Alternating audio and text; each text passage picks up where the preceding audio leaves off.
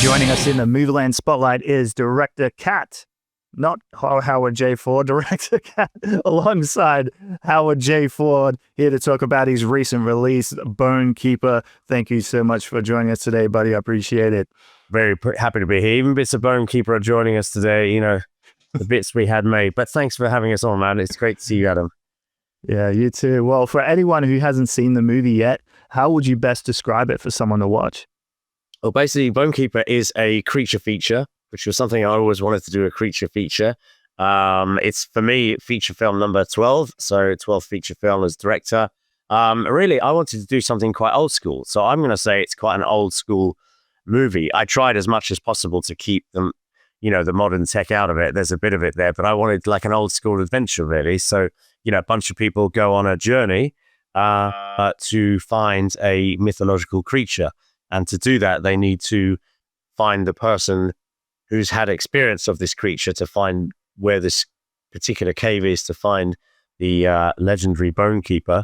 And that character, played by Professor Harrison, John Rhys-Davies. So they go on a quest to find him initially. And then he's very reluctant to, you know, let them know where the cave system is, because he thinks they might get killed. And but hey, they persuade him and off they go. But it's also a story for someone to find, you know, Olivia's character, played by Sarah Alexandra Marks, who I think is pictured here and here. She's been in my other movies, and to find her mother, who went missing recently before the movie started. Gotcha. Well, was there any films or filmmakers that influenced Bonekeeper particularly? Yeah, well, I absolutely loved The Thing. And I mean, look, I'm not pretending I can make The Thing. That movie is just so damn good. I loved it. I saw it at the cinema, actually, on a 35mm print, which is a real treat. And I've watched that film quite a few times. Now, I just love the way it did this, you know, weird stuff with, I mean, you know, heads, sorts of, you know, it's just odd things, you know, with the creature that it did that I'd never seen before in anything. And that stuff, you know, blew me away. So great respect to that film. Many years later, I caught The Descent, which I thought was fantastic. Yeah. You know, Descent's really, it's one of my favorite horror movies. It stands up, you know, it's a solid movie. So look, I'm not trying to be that either, but that inspired me to go down, you know, into cave systems and just do something, because they're a bit spooky. Caves, I think they're a bit creepy places, even if there's no monster in them, right? They could collapse. They're, you know, you could get lost and just die in these places. So I think that helped bring a little bit of spookiness to it. I hope. Yeah, no, absolutely. I love The Thing, especially. I even like the reboot version as well. And off the record, I'm not going to show this on the interview, my sleeve tattoo is inspired by The Thing. It's like a mutated. So show this in this motto. That's incredible. Yeah, originally it was a lot more detailed with like arms coming out of it and stuff, but the tattoo artist is like, keep it simple, there'll be too much going on. I know what you mean, yeah, where you fit it. That's incredible, yeah, so wow. Yeah. That's like a walking piece of art. Yeah. You should show that on the interview, but it's your call. I'll think about it. That's amazing. Yeah, the Welsh cave system almost feels like another character in the film. I was curious, how challenging was it filming in those environments, and were there any moments where the location generally made life difficult for the cast and crew?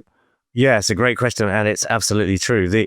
Because you know, everything is shot in real caves, all the locations are real and everything, and it was quite arduous to get down there, even to get down there in the first place. You know, all the cast and crew were sort of slipping on bits of rock. It was like damp rock, and also, you know, often you'd hear bits of crumbling, the rocks crumbling, which I tried to feature in the film as well.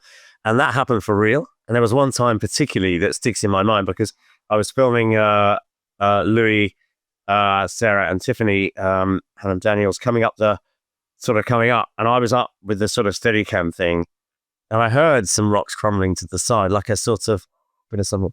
And I looked and I realized, I was thinking they were sort of getting ready for the scene, and I realized there's this big boulder. It must have been like a 4-ton job. I mean, it's like a death boulder. It would have got me, killed me, and then it would have carried on down. And I was looking and I realized there was like a gap in it, and it was just held by like a pebble, you know, like a tiny pebble. And I was thinking, oh God, that's the things that's stopping us being killed right now. I was like, guys, I got to warn you, this thing looks really loose and it's like massive. So can we do the scene very quickly and get out? So we do that, what I call a one-shot wonder, which I like to do anyway. I like to do things that are one take if I can do them. Yeah. And that was like a one take moment because, and even the sound recordist, Joe, who's great, he's like, I always took him to Thailand to do River of Blood. He's always like boom operating in the most nuts situations, and we always get a nice picture of that. But he was that the cave system was like the hardest because you're like trying to get a boom bashing everything. And I saw him at that point thinking, he saw that boulder and it was like, he's not often scared, but he was scared in that moment. So yeah, pretty arduous down there. That's genuine fear. You got to sign disclaimers or waivers on that point. Yeah, well, I got to be honest. We had to duck and dive around the old insurance. I found out, by the way, I love that. As I say, I love the Descent. I looked into it. I tried to, because I wanted to film. I thought, wouldn't it be great fun to go to the cave system that the Descent used? But then I found out it was all a studio, and I was like, oh, really? Yeah. And then I looked into the story of that, and it's like, apparently it was too dangerous. The insurance, they wouldn't get insured or something. That's how the story goes. I don't know. And I thought, that's a shame. But I thought, do you know what? I can't afford to build a set. So I'm just going to have to, word it very gently to the insurance company. And, but hey, we got through, and everyone hit their head at some point. Everyone fell over. And there was one moment where Louis James, who's pictured there, is in a great actor as well, a bunch of my movies. We were filming in this area, and when I suddenly looked where he was standing and he had to jump, I was like, hang on, there's a hole down there. And I looked down the hole and it went as far as you could see. And it was like a body shape, as in it was enough to get a human down there, but if you were slim. And but I didn't know how far it went. So I figured if someone falls down that hole, they're going to be breaking legs or they're going to be dead. So he said, look, guys, everyone just please be aware that is there. And I kept saying, it's there. Everyone, the hole is there. And Louis, at one point, I said, I don't think you should jump over it. Don't worry about it. And he did jump over the thing. Because I was thinking, even if he jumps over it, I was thinking, what if this is like crusty ground, and it's just he jumps over it and then the whole thing goes. It was, that horrible feeling of paranoia all the way through the shoot. So it was a massive, every time we went down in the cave, I did kind of feel like myself asking for help, really. I'm not even a religious guy, but I did feel myself going, please get us out of here safely. And we did. So I'm very grateful for that. A couple of we all got scraped a bit. We all got knocked on the head or whatever, but we made it out. Definitely sounds like a horror movie in itself, just filming it. It really was. It really was. But we had a great time as well. We also, it was so fun filming with John Rhys-Davies, such a legend. And all of the stuff we were able to do with him, he was so great. That that stuff, the build up towards going to the caves and everything, and then of course we keep John as much as we can throughout the movie. But that stuff at least felt, we had to get all that stuff in the can before we went down there. So because I suddenly thought, hang on, what if I have to shoot this out of sequence? Someone gets injured, and then I'm having to sort of hide their injury. So the producer head kind of goes, how are we going to do this practically, as well as keeping people safe? But yeah, I'd say we were lucky, because there were a few times where we could have been unlucky. Yeah, gotcha. Well, just speaking of John Rhys-Davies, he's such an iconic actor. What was it like working with him? Oh, it was so fantastic. It was, he was really great. And it was quite difficult initially to get him because, I'd worked with him before. The reason I knew John I did a champagne commercial. So I direct commercials. Obviously, I'm flying off to Africa in about an hour, so I'd go and do more of that. But, and so I'd worked with him on a champagne commercial in France. And he was the main character in this big castle and stuff. And it was a cool shoot. And we got on really well. So we had 3 evenings there when we did the ad, and he would tell us stories about working with Spielberg. Great stories, fantastic. Because I loved him in Indiana Jones as a kid, Yeah. He would be my favorite character, Harrison Ford. We all know he's amazing. But I just loved that character and he was my favorite character. So to then be able to work with him on a film, later on in life was great. And we actually only had him for a couple of days. So we shot the hell out of him, right? Like you got it all ready, and the girls came and picked him up in a tiny little Fiat car from the airport, And he arrived in this, and he's actually quite a giant man. I know in The Lord of the Rings he's a dwarf, but he is actually a very tall man. So he arrives also, cooped up, and I'm standing outside the cottage where we filmed. And, hey, John, and it was just great. I was like, okay, he's here. This is happening. Come on, let's get this movie done. And we just shot the hell out of those days. Had a great time in the cottages because that cottage where Harrison is in the movie and the cabins where the characters stay, that's all part of the same property. It's all Right. it's all owned by the same people, and we stayed there, and it was good fun. It was good fun. So he's a great guy. Sounds good. Well, the Bonekeeper itself has a nightmare-fueled design. How did the creature evolve from early ideas to what audience see on screen today? Yeah, great question as well. And I was actually getting quite worried leading up to the production, because we were making, as I say, we were making prosthetic pieces of it, but we could only make a certain amount. And some of these things, without giving too much away, had to be huge. Now it was, I was looking at various visual effects options, and it was Louis James, the actor. He called me and said, someone's made a cave creature already. And I was like, really? And I was like, I was kind of a bit disappointed for a minute, thinking, this doesn't sound good. Someone's done something like this. And then he showed me this guy's Instagram. The guy, I think he goes on Instagram as Velum Tenebris, something like that. Velium Tenebris. And he's got like 50,000 followers or whatever. And I looked and I was like, blimey, what the hell? This guy's done some crazy stuff. Everything from mad zombies to weird demonic faces and odd creatures, just odd, horrible, dripping, gnarly things.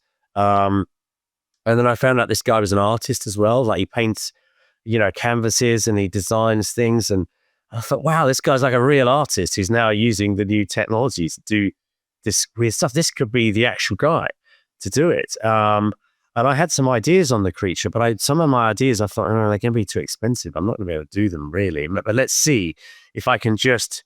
And I watched that. Watched a bit of that movie on the boat. Oh my god, I've forgotten the title now. There's a monster movie on a big ship somewhere. You might know it. It feels like something Horizon. I don't know. But I noticed they had shots where that someone would look and then you just see this sort of tentacle whiz off the screen. I thought, I'll do loads of that.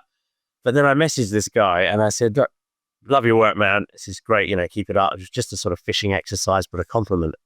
And then he got back to me saying, I've looked you up. You're a filmmaker. You've done this stuff. It's great. And I said, yeah. And we got chatting and I said, would you be up for doing some tests? I'm doing this movie.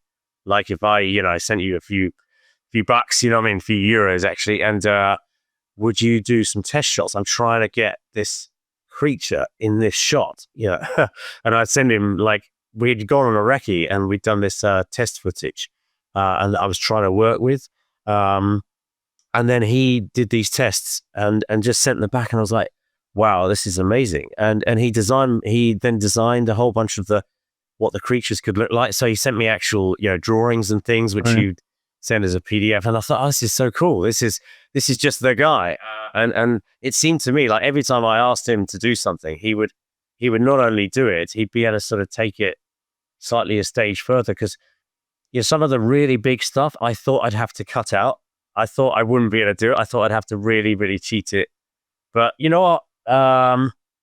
We use traditional VFX, we use prosthetics, we use real makeup, and we use some of the new technology to animate these things. But everything is all designed by this one guy, Giordano Aorta, I think is how you say his name. Really lovely chap. And then I flew out to Italy during post-production, had all these gaps in the film, and had these moments where I'd done a practical effect, done a thing, but it had stuff missing, like some of it grabbed and dragged. And then we were able, sat in Italy, drink some nice wine and have some nice coffee. And over the course of that period of time, we were able to fill in those gaps and do some new crazy stuff, which I didn't think possible. So there we are. Using some of the new technology came in handy. Yeah, it's definitely terrifying. And you've directed films across several genres throughout your career. Does horror give you more creative freedom than, say, action or thriller projects, or does it come with its own unique pressures? It's a bit of both, really. Thank you. And what I do love about horror as well. There's many things really, and they're actually much harder to make than people think. In the sort of hierarchy of movies, there's been times where I don't think horror's been given the respect it deserves. I think it's getting much better now, because actually horror is incredibly difficult to craft. It really, really is. So are romantic comedies. They're difficult to make work as well, but it's a different thing. I really like suspense. So I really like, what horror allows. So you can have something really horrible happen to say to the audience, something really horrible can happen at any moment. We've shown you that. But then after that, the simplest of shots, like a little torchlight down a dingy corridor with a handheld shot and the camera starts playing, stuff like that you look at it from a cost point of view or a technical point of view are very simple to do. All of a sudden, the audience is kind of like, you hope, are tensing up and feeling this tension because they know at any moment you could or you might give them sort of a shock. Yeah. And it's the suspense things. I really like to be able to play with that. I want to do more of that. I mean, I wanted to do that with Bonekeeper, but I hope I did some. But I felt like, like every film, you kind of wish you did a bit more of something. Yeah. I wanted to do even a little bit more of that, really, going around behind, rocks and taking the camera around and thinking you're going to get this shot. What I found was with Bonekeeper, it was incredibly hard to light a cave. Lighting a cave is a whole set of new problems that I'd never come across before in all the other 11 movies I'd done or prior, or 300 TV commercials even in my career. But lighting a cave was really hard because if you put a flat front light on it, it just looks terrible. It doesn't make any sense. Your brain goes, well, it's just not real. It's a fake background. It looks completely fake. So we had to do these weird things of finding these angles where, and really small little digital, like battery operated lights we would have to put around in places just to give a tiny hint, because otherwise you filmed it with the amount of light you'd normally give. It just looked completely fake. It looked lit. Yeah. It looked like a studio. And I was kind of going, oh, damn it. We're in real caves and it's going to look like a studio. And we had to learn very quickly how to sort all of that out. Anyway, a long answer to the question, but you're bringing back memories. That's good. Yeah, no, it's great to hear that it all went on location too. That makes it very unique and interesting to see. And of course, horror fans are incredibly passionate and vocal. Have there been any audience reactions to Bonekeeper that generally surprised you since the film's premiere? Yeah, I mean, you always get someone who loves it and you always get someone who hates it. And as you say, horror fans are passionate. So you'll get, it's funny, isn't it? And I find it with every film. And you can, and I have had some really great reactions. I've had some people send me messages saying, oh, I watched this with my wife and she was scared, and really creepy and loved the, really great things. And then, of course, you get some people who check the film out and they, tell you something really negative. They either have an experience. So you get completely one end of the spectrum to the other. I think some of the, I'd love to have been able to do the whole movie just with practical effects. I would love to have done what they did with The Thing. That would have been the dream to me. I couldn't do it. I couldn't afford to do it. So I think that side of things really is where, some purists might be critical of it. And I understand that. I do understand that. But I physically couldn't do it on the budget we had. So had to use some of this new technology in there. So yeah, but generally overall, it's been very, very positive. And interestingly enough, critically, some of the critics over here, most of them have been very kind and have been giving us really good reviews. So I've got a whole collection of good reviews, but you always get someone who doesn't love it. So you can never please everyone. I hope to show people a good time. It's like there's always a mixed bag, but overall, I feel like we've shown people a good time. It's definitely a good time. And that kind of answers my next question, like without giving too much away, what you hope audiences will take away from it. And it's, definitely like a bit of goosebumps, a bit of jump scares and some unreal effects that just, will make you go, what the hell? I hope so. Thank you. That's great. And I just hope people love the fact that also that the locations we went to, which were sometimes quite hard to get to, you know, and the caves were definitely hard. They were right in the middle of nowhere and right far down. You know, all the cast and crew have gone to a great effort to go to real places to sort of hopefully take you, you know, somewhere different. And you know, because we're all in a room most of the time, aren't we? Most movies take place in a room. I do like to go somewhere, as you say, a location as a character. You mentioned it earlier, so you know, I hope people, you know, get something out of that, and a few frights on the way. You know, I do hope, you know, give people a few jumps. Yeah, definitely. Well, here at Movieland, we love recommending movies, and honestly, cannot get enough to watch. Can you give us 6 movies to watch? Old, new, sky's the limit. Yeah. Oh wow. That is a great question. I mean, you know, it's weirdly not always going to be in the horror genre. I think if anyone hasn't seen Interstellar, check that movie. I'm also, one of the things that I'm fascinated with. It's one of my favorite movies, and I'm fascinated with space as well. So, which is why, and the vastness of it, which is why I have a bit of that at the beginning of Bonekeeper. I really liked recently Sean Cronin's The Mummy. I was actually really surprised about that. I mean, it's not that I expected to not like it. It's that I wasn't quite sure. I went to see that at the cinema, and I thought that was really cool. And it had some really good effects in it as well. Really good, weird, creepy stuff.